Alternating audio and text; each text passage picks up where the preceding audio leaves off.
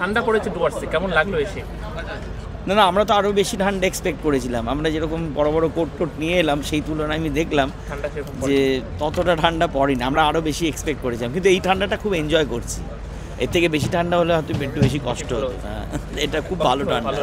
আচ্ছা, বললাম ডুয়ার্স উৎসবে আপনার দ্বিতীয়বার মঞ্চ আছে, কেমন লেগেছিল গত বছর পারফরম্যান্স? দারুণ, মানে একটা উৎসবে যখন আবার মানুষ ফিরে আমাদেরকে ডাকে, তার মানে ডেফিনেটলি এখনও কোথাও একটা মনে হয় যে খুব একটা বড় ভ্যালিডেটিং প্রসেস এটা, যে এখনও আমাদের ভালোবাসছে, এখনও ডাকছে। তো একটা লোকের বাড়িতে দুবার তিনবার ডাকে কেন একটা লোককে, তার মানে তাকে পছন্দ করে। তো ডুয়ার্স উৎসবে হচ্ছে চন্দ্রবিন্দুকে আবার ফিরে ডাকা হচ্ছে, এটা আমাদের কাছে খুব খুব ভালোবাসার একটা ব্যাপার। ডুয়ার্স উৎসবের কর্তৃপক্ষ এবং মানুষজন সবাইকে আমাদের তরফ থেকেও নতুন বছরের অনেক ভালোবাসা।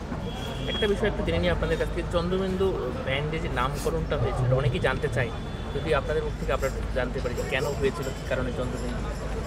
এটা সত্যি কথা বলতে কি, মানে যদি খুব সৎভাবে এর প্রশ্নের উত্তর দিই, তার কারণে আমরা অনেক আজে বাজে মানে নিজেরা বানিয়ে তার ব্যাখ্যা করেছি।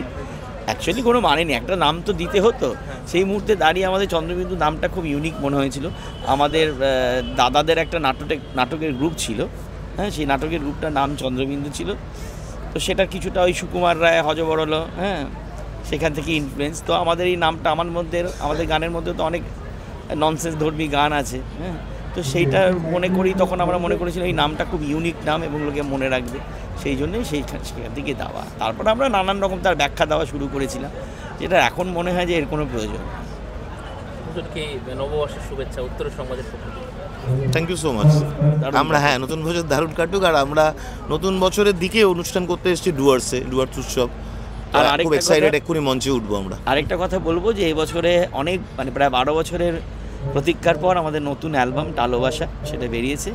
তো শ্রোতাদের, দর্শকদের আমরা অনুরোধ জানাবো যে তারা যেন আমাদের অ্যালবামটা শোনে।